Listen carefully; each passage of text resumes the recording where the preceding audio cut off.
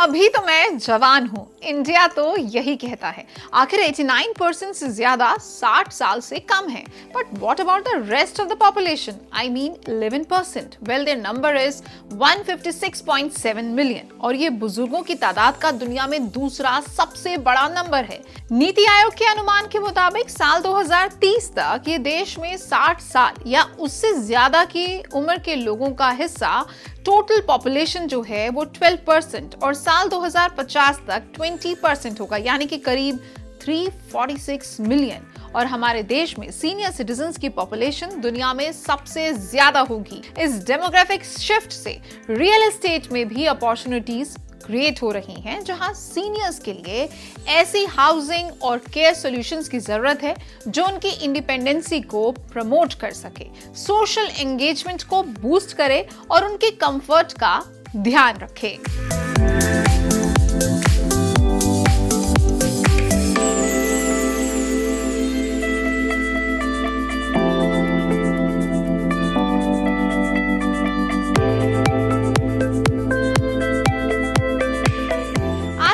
Citizens काफी aware हैं, जो पिछली पीढ़ी या ये कहें कि अपने बड़े बुजुर्गों से काफी अलग हैं। सीनियर सिटीजन्स अपने रिटायर्ड लाइफ, लिविंग एक्सपीरियंस और लाइफस्टाइल को रीडिफाइन कर रहे हैं अपने चॉइसेस से। अब वो अपने पर्सनल एस्पिरेशंस के साथ अलाइन होने वाली फुलफिलिंग लाइफस्टाइल चूज कर रहे हैं और ये साफ होता है सीनियर सेंट्रिक प्रोजेक्ट्स की बढ़ती डिमांड से। This changing landscape presents a valuable investment opportunity, खासकर इंडिया जैसे मार्केट में जहां सीनियर लिविंग फैसिलिटीज की डिमांड बहुत तेजी से बढ़ रही है, लेकिन सप्लाई अभी भी काफी कम है। करंट ऑफरिंग्स और मार्केट नीड्स के बीच में जो ये बड़ा गैप है, this creates an attractive entry point for investors. A is basically the entire ecosystem has to be senior citizen supportive. That's number one. Second is you have to make it intergenerational, because if you send the senior citizens to the periphery of a city, they may not like it. They may not really enjoy the intergenerational issues. Third point, very important, is the financial support. I mean, here comes I think the rules and regulations of the banking system. Where you have to make senior citizen affordable by giving them financial instruments, by providing financial instruments to make it happen, to buy in senior living projects, which otherwise today are not for the lower mid or the lower segment. It's actually for upper mid and premium segment.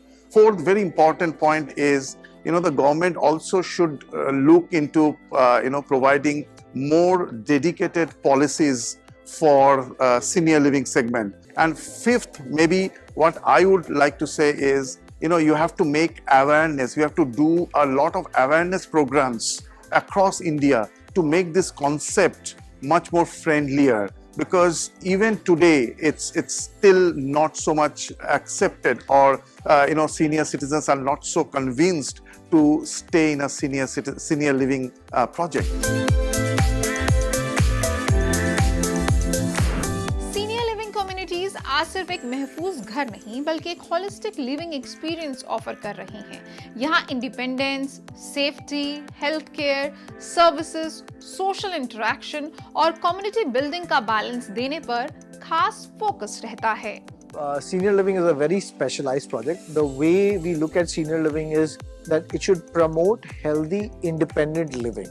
So when you're building a senior living project, what you have to look at is the design of the common spaces and how it promotes activities, how it is making sure that when people age, that their aging needs are taken care of, from grab rails to chamfered edges to detailing on the different products which are available there.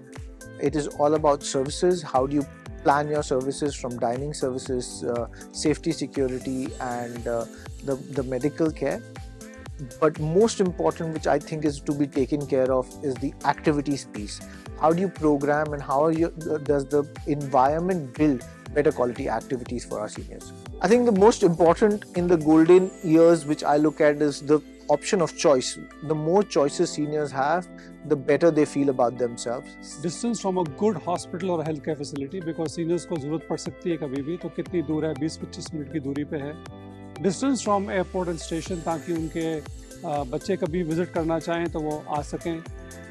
3 star land के आसपास थोड़ी greenery हो, ताकि थोड़ा pollution से राहत मिले हमारे सीनियर्स को.